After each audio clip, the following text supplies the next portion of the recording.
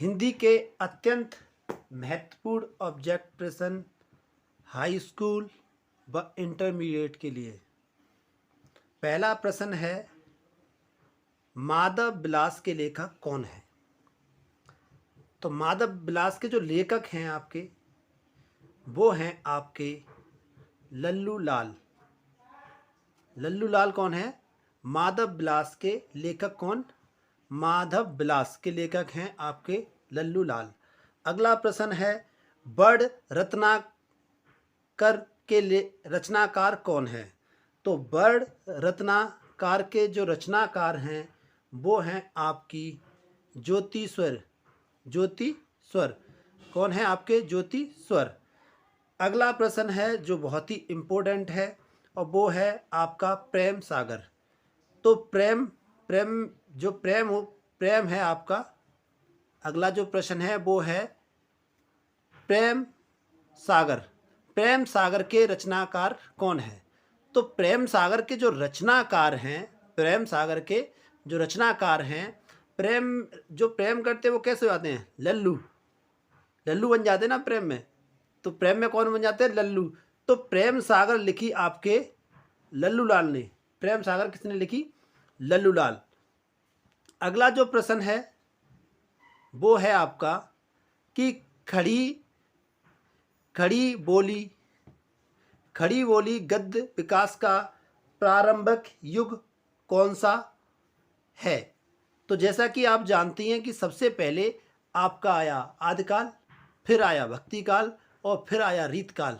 और जैसे ही आधुनिक काल शुरू होता है तो आधुनिक युग का जो पहला काल था, आधुनिक युग का जो पहला काल था वो था भारतेंद्र युग। तो खड़ी बोली इस युग में बोली गई। तो आपका सही प्रश्न है आपका भारतेंद्र हरिश्चंद्र। अगला जो प्रश्न है, निम्नलिखित नामों में से कौन सा लेखक खड़ी गद्य का प्रारंभिक लेखक है? खड़ी बोली गद्य का प्रारंभिक लेखक है। निम्न नामों से कौन सा लेखक खड़ी बोली गद्य का प्रारंभिक लेखक है? तो आपका जो प्रारंभिक लेखक है वो हैं आपके राम प्रसाद निरंजनी। तो गद्य के प्रारंभ की बात करते हैं और प्रारंभ में भगवान का नाम ले लो, ठीक है, राम प्रसाद निरंजनी। अगला जो प्रश्न है वो दिया गया है, फोर्ट विलियम कॉलेज कहाँ स्थित है? तो फोर्ट विलियम कॉलेज स्थित है आपका कलकत्ता में। अगला जो प्रश्न है वो है अष्टयाम के रचयिता हैं। तो अष्टयाम के जो रचयिता हैं वो नावा दास हैं। अष्टयाम के जो रचयिता हैं वो हैं आपके नावा दास। श्रृंगार रस मंडल के रचयिता हैं। श्रृंगार रस मंडल के रचयिता हैं।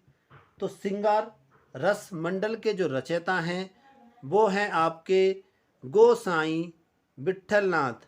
वो हैं आपके गोसाई विट्ठलनाथ।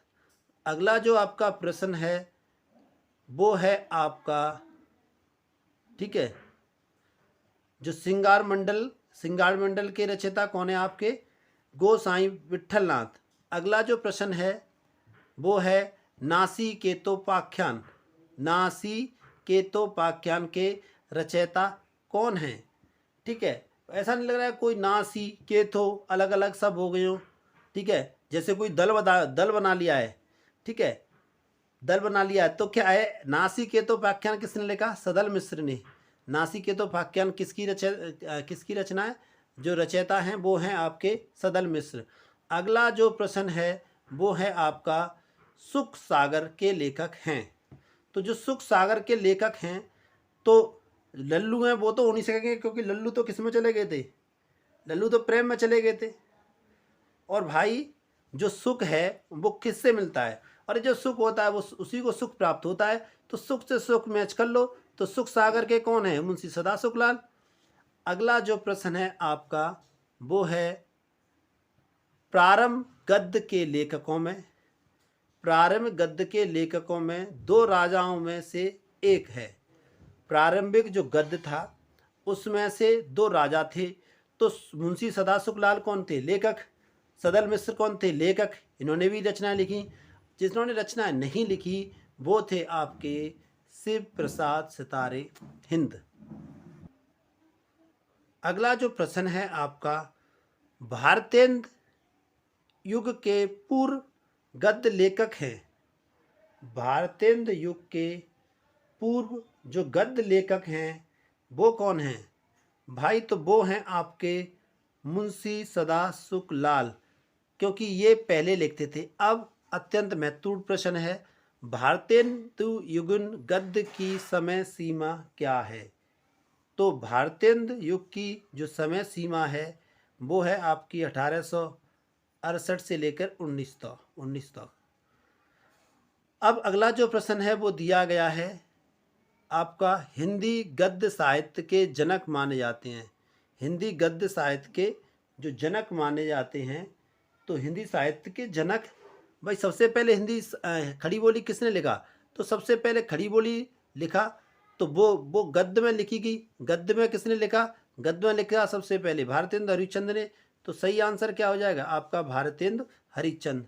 अगला जो प्रश्न है कि कौन सा, ठीक है, कौन सा युग हिंदी गद्य के उत्कर्ष और सूर्योदय काल था? सूर्योदय था। तो सूर्योदय का मतलब आपका जो सूर्य उदय हो रहा है। अगला जो प्रश्न है वो पूछा गया है, कौन सा युग हिंदी गद्य के उत्कर्ष काल का था? तो उत्कर्ष का मतलब निकलना, निकलने का पहले सबसे पहले जिसकी उत्पत्ति हुई थी। उत्पत्ति किस काल की हुई थी?